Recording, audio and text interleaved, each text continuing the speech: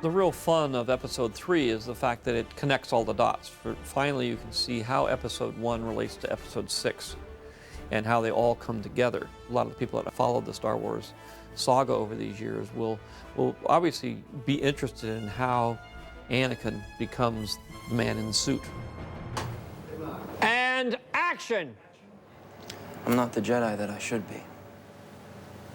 I want more, but I know I shouldn't. And cut. I think you can be a little bit more stronger on that, not moody. And I think when you say, I want more, but I know I shouldn't, you can turn away. You know, I want more, but so when you're saying, I know I shouldn't, you're turning away.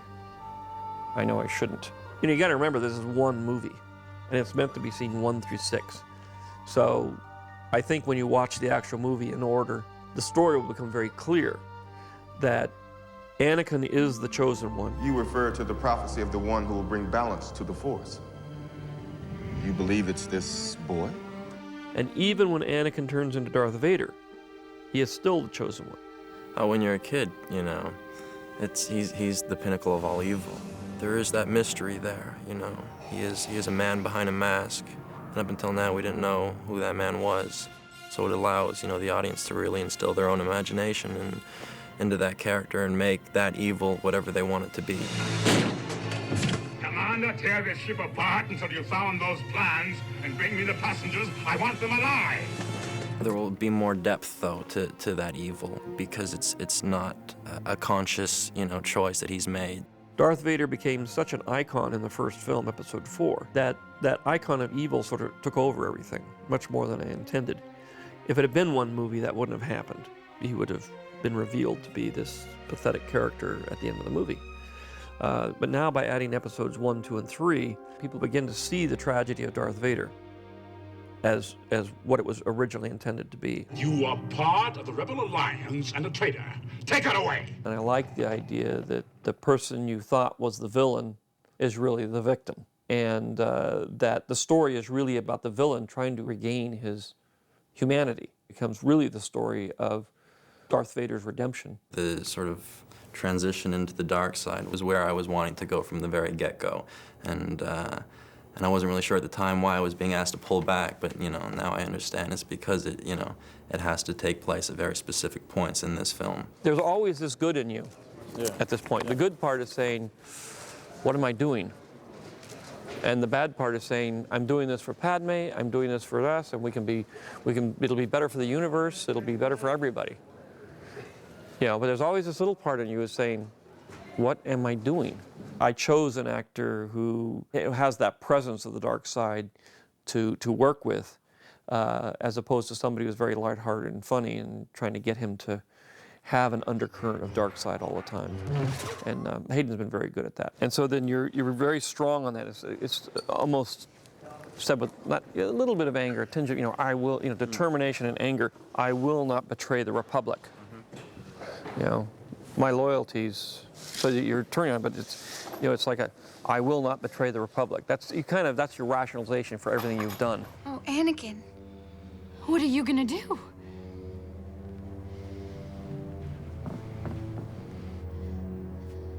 I will not betray the Republic. Nobody who's evil thinks of themselves as evil. My loyalties lie with the Chancellor. They always believe they're doing good, even though they're not. And so it's a matter of how does a person who is good turn to becoming an evil person. Well, he is under a lot of stress, Artu. Where we left him in Episode 2, he was consumed by conflicting emotions. His love for Padme, a resentment of his Jedi obligations, and the restrictions that placed on his life, a feeling that he was being held back, a lust for power, which was really magnified by his mother's death, and a fear, which is important, a fear that such an occurrence could happen again. As a very wise man once said, Fear is the path to the dark side. Fear leads to anger. Anger leads to hate. Hate leads to suffering. When we find him in Episode 3, he's still very much enveloped by these same tormenting feelings that, the Jedi aren't affording him enough respect. You are on this council, but we do not grant you the rank of master. What? Very prominent, rising disillusionment. You know, as you start complaining, there's got to be a little bit of anger behind it, a little bit of frustration. Okay. And action. Sometimes I wonder what's happening to the Jedi Order. I think this war is destroying the principles of the Republic. This war represents a failure to listen. Now you're closer to the Chancellor than anyone. Please ask him to stop the fighting and let the diplomacy resume. Don't ask me to do that. His life has become more complicated, and this all culminates into an anger, compounded by changing relationships with both Palpatine and Obi-Wan. I mean, he begins to question the Jedi as a whole, but especially Obi-Wan. Anakin's relationship with Palpatine is one of deference and seduction. He lures Anakin into a very impressionable state. I have rewritten, I spent the whole weekend rewriting the scene between you and Palpatine, where you turn. Yeah? And I've added some more to that. I've stretched it out a bit and made it a little bit, given you a little bit more to go on in terms of him pulling you in. I hope you trust me, Anakin. Of course. I need your help, son. He pulls each string with such charming yet evil precision.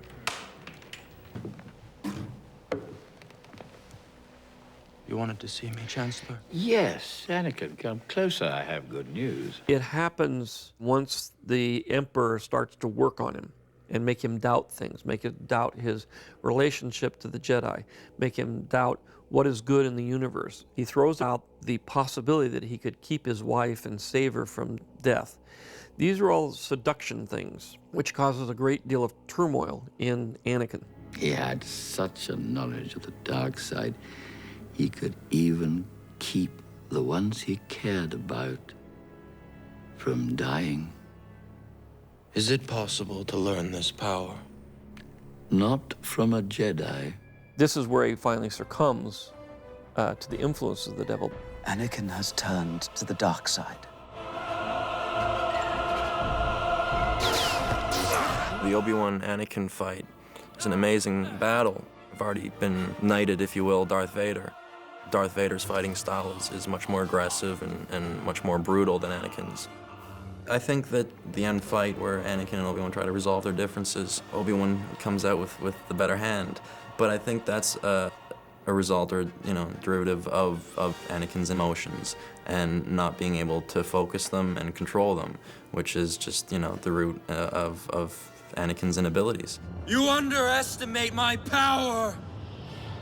Don't try it! He's got to jump down, and we could do it in two pieces. Okay. He's got to jump down, and as he comes over, he's got to cut him. Yeah, and then you've got to go. Then we can do the second piece where he lands and rolls down. Okay.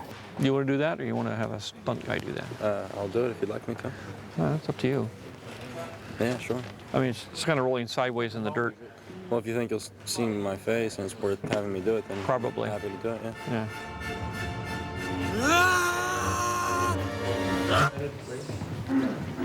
Take 4, B-Mark.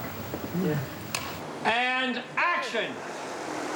Don't ask me, Anakin! Said you would destroy the Sith, not join them! And cut! You do that little turn and you look back. If we move more of it as you were going up the hill, so that if he does, when he bursts into flames and stuff, it's not like you're standing right next to him. It's important in the end that you see the physical transformation of Anakin into this burnt-up crisp, because that's the suffering he had to live with for the rest of his life. To me, I really wanted to show that there was some severe damage. There was a lot of stuff, a lot of bad stuff had happened to him, and that had kind of formed him. Vader's experiences have formed him into what he becomes. We get to do stuff that I've basically been imagining since I was a kid. So this is the burnt Anakin stroke Vader makeup on Hayden Christensen, and this is what's going to bridge the transformation between Anakin and Darth Vader. Oh my God! Look at this. Oh, God! What's really freaky is that your eyebrows and your eyes, that you're in there. It's particularly nice. That's a scene all the fans are waiting for. Yeah. For him to come out of that pit looking like this. Yeah. Another prosthetic was my first time having to, be burned. Slide down this way, keep coming down, and then you're going to put your feet up here. Yeah, up there on that. Set. And action. We know from Return of the Jedi what he looks like, so we use that as our model, that he's been all burned up in a volcano.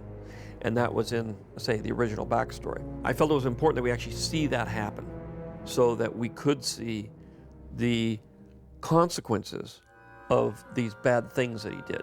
Anakin, you're breaking my heart.